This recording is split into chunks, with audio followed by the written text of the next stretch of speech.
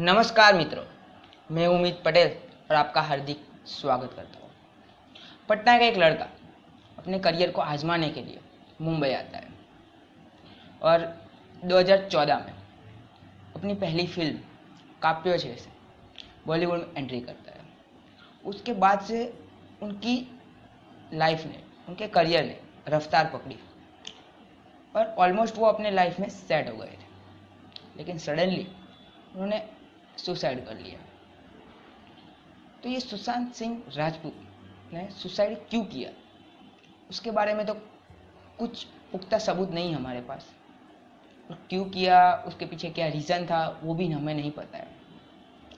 लेकिन उनके कुछ करीबियों ने, उनके फ्रेंड्स ने ऐसा कहा कि वो पिछले 6 महीनों से डिप्रेशन में थे। उन्हें अंदर से कुछ खाए जा रहा था, लेकिन वो किसी से कहते नहीं थे। और उनके सुसाइड के बाद mental health, mental disorder, mental illness, ये वर्ड्स पॉपुलर हो गए और इसकी काफ़ी चर्चा होने लगी।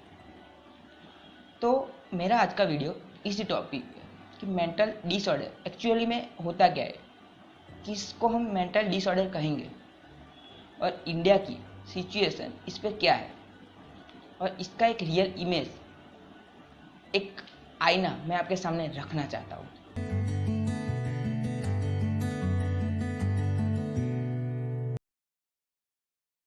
तो इंडिया के अंदर हर साल कितने लोग सुसाइड करते हैं, ये डेटा थोड़ा पुराना है लेकिन समझने के लिए बहुत काफ़ी है। इंडिया के अंदर 2016 में 2,30,314 लोगों ने सुसाइड किया था। तो कुछ लोग कहेंगे कि इंडिया के अंदर सुसाइड रेट ज़्यादा ही होगा क्योंकि इंडिया की population one of the highest in the world. तो मैं आपको बताना चाहता हूँ कि अकॉर्डिंग टू WHO वो एक रिपोर्ट बाहर निकालता है हर साल। तो उसमें वो पर 1 लाख कितने लोगों ने सुसाइड अटेम्प्ट किया, तो इंडिया उस रिपोर्ट के according 7th in the world है। इंडिया के अंदर पर 1 लाख पीपल 22 लोग सुसाइड कर लेते हैं। तो इससे आप अंदाज़ा लगा सकते हैं कि इंडिया के अंदर हर साल लाखों लोग सुसाइड कर लेते हैं। और इंडिया की मैं बात करूं तो इंडिया के अंदर मैन के अंदर suicide rate is higher than woman. तो सुसाइड वो एक लास्ट स्टेप है। कोई भी पर्सन मेंटली डिसअपॉइंट होता है, मेंटली वो डिसऑर्डर, उसको कोई बीमारी होती है मेंटल, तो उसमें सबसे लास्ट स्टेप सुसाइड का होता है। उससे पहले वो पर्सन इस मेंटल इलनेस से गुजरता है, सफरिंग करता है, और उसके बाद वो सबसे लास्ट में सुसाइड करता है। तो ये मेंटल डिसऑर्डर, मेंटल इलनेस, तो इसका परसेंटेज हम निकालें तो ये करोड़ों में पहुंच जाता है इंडिया के अंदर। और मेंटल डिसऑर्डर का सबसे बड़ा प्रॉब्लम टीनेजर्स या जो एडल्ट्स जो बिलो द 35 ईयर, उनमें सबसे ज़्यादा इंडिया के अंदर मेंटल डिसऑर्डर देखने को मिलता है। तो इंडिया के अंदर, इंडिया की टोटल पॉपुलेशन का 7.5%, आप अंदाज़ा लगा सकते हैं कि टोटल पॉपुलेशन का 7.5%, मतलब बहुत करोड़ों में वो फिगर चला जाएगा। तो उतने लोग किसी ना किसी मेंटल डिसऑर्डर से सफ़र कर रहे हैं, उससे अफेक्टेड है। और उसको हम जो ग्लोबल के साथ कंपेयर करें तो ये फिगर 50%, ये परसेंटेज 50% से भी ज़्यादा हो जाता है।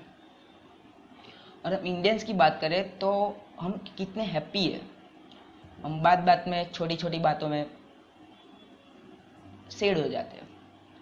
तो वर्ल्ड हैप्पीनेस इंडेक्स हर साल बाहर आता है।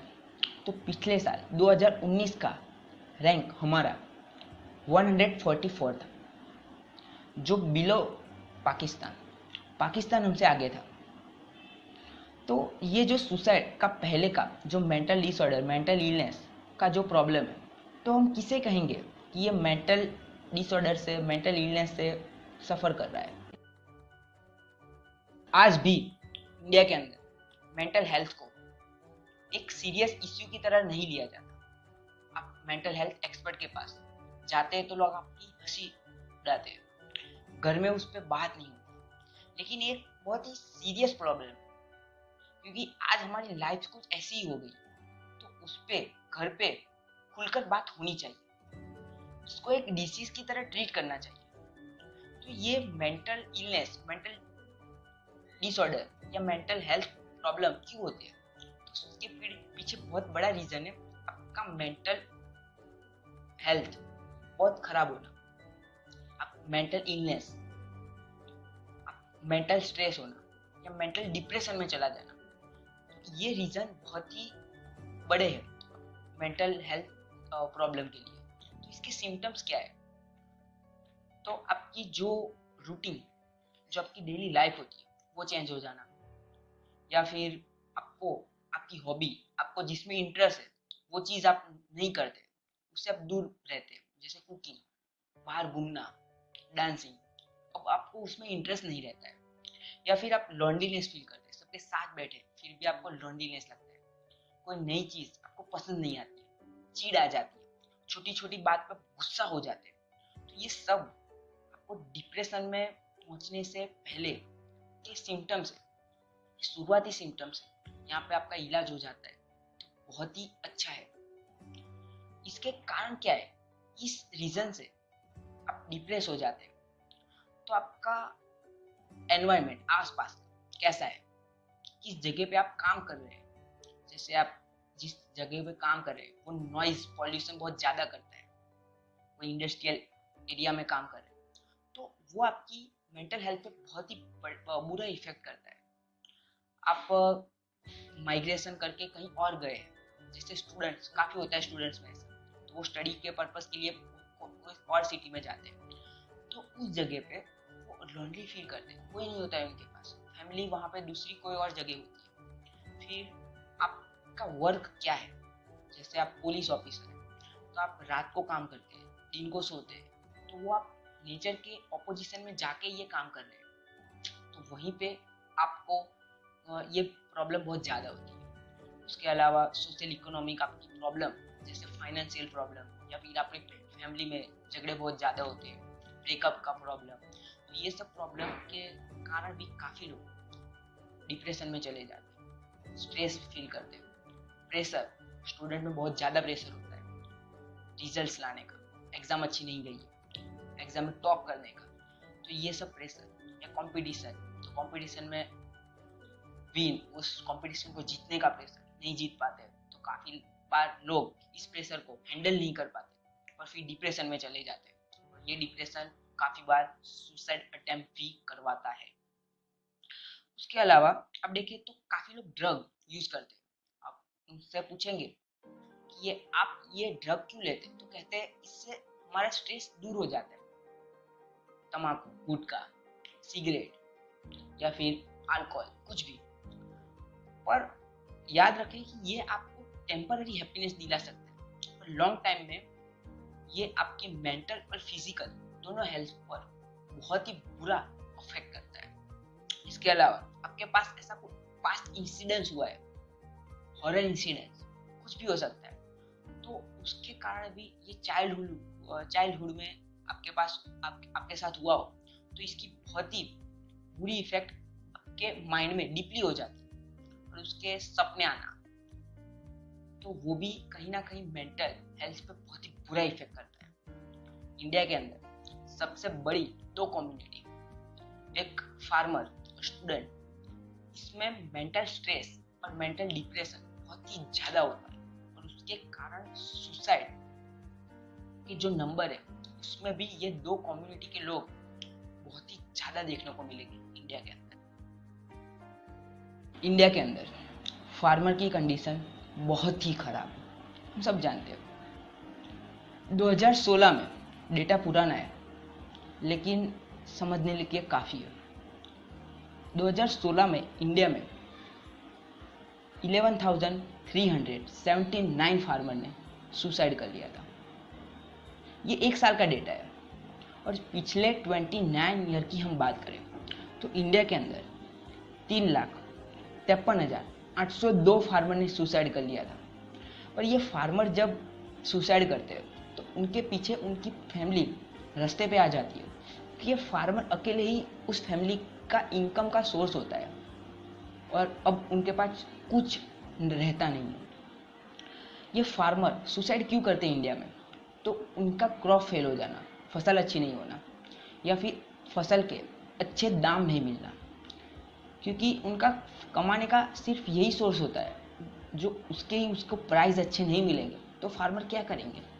या उनको इरिगेशन फैसिलिटी नहीं होना, या उन्होंने लोन लिया होता है बैंक से तो वो नहीं चुका पाना, या काफ़ी बार फार्मर अनऑर्गेनाइज सेक्टर से, जैसे कोई ज़मींदार या अपने गांव में कोई बड़ा इंसान होता है तो उससे लोन लेते हैं और उनका इंटरेस्ट बहुत हाई होता है, तो फार्मर काफ़ी बार वो इंटरेस्ट चुका नहीं पाता है, तो क्रॉप फेल हो जाता है, तो वो फार्मर की ज़मीन ले लेता है।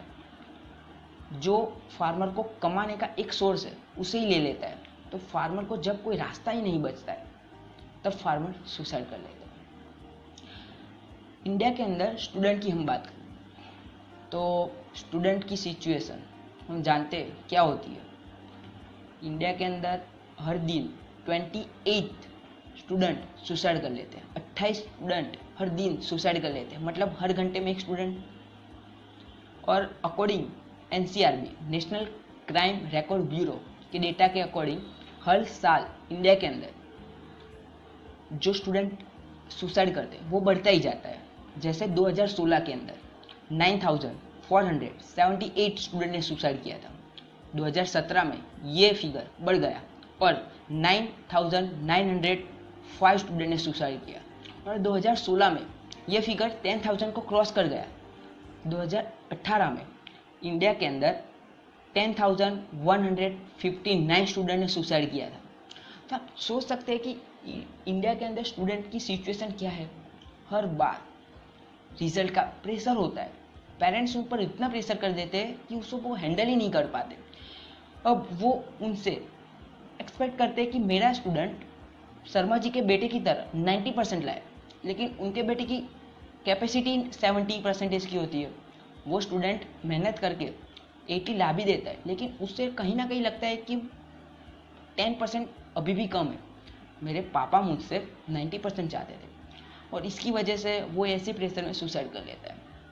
इंडिया के अंदर हमारी जो मिलिट्री आर्म फोर्स जो सोल्जर है उनकी सिचुएशन भी बहुत ही ख़राब है।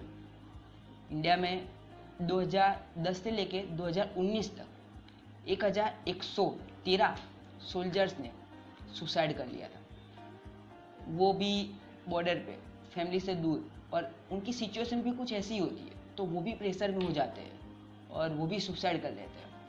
तो इंडिया के अंदर एक सुसाइड कॉमन बात है, हम उसे एक सीरियस इश्यू की तरह लेते ही नहीं है। क्या इसका कोई इलाज नहीं है? काफ़ी इलाज है। इंडिया के अंदर आज भी मेंटल हॉस्पिटल बहुत ही कम है।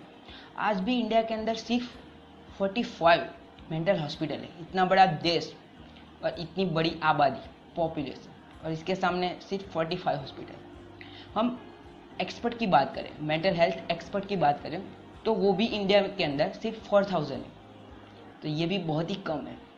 तो हमें कहीं ना कहीं इसे बढ़ाना होगा, क्योंकि एक्सपर्ट एक बहुत ही बड़ा काम करते हैं। किसी को भी पर्सन को मेंटल हेल्थ की प्रॉब्लम हो तो उसमें से बाहर लाने के लिए, डिप्रेशन में से बाहर लाने के लिए। और हम क्या कर सकते हैं? तो सबसे पहले हमें मेडिटेशन या योगा करनी चाहिए, जिससे वो हमारी मेंटल हेल्थ को बहुत ही बड़ा बेनिफिट कर सकता है।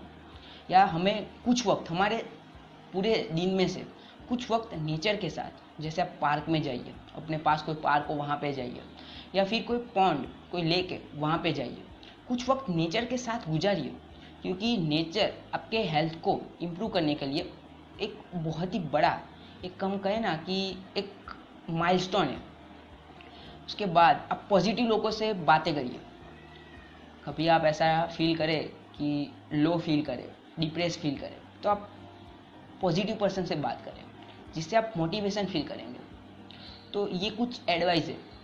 और आपको लगे कि नहीं बहुत सीरियस प्रॉब्लम है, तो बेझिझक सोसाइटी की परवाह करे बिना आप मेंटल हेल्थ एक्सपर्ट के पास जाइए। ये मत सोचिए कि लोग क्या सोचेंगे, आपकी ज़िंदगी है, आपको सोचना है कि क्या करना है, तो आप बेझिझक डॉक्टर के पास जाइए।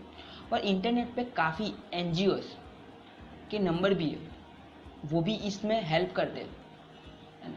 तो इससे बातें करिए, काफ़ी फैमिली मेम्बर से भी बात करें, और घर में ऐसा एटमॉस्फेयर बनाइए कि डिप्रेशन जैसा कुछ लगे ही नहीं।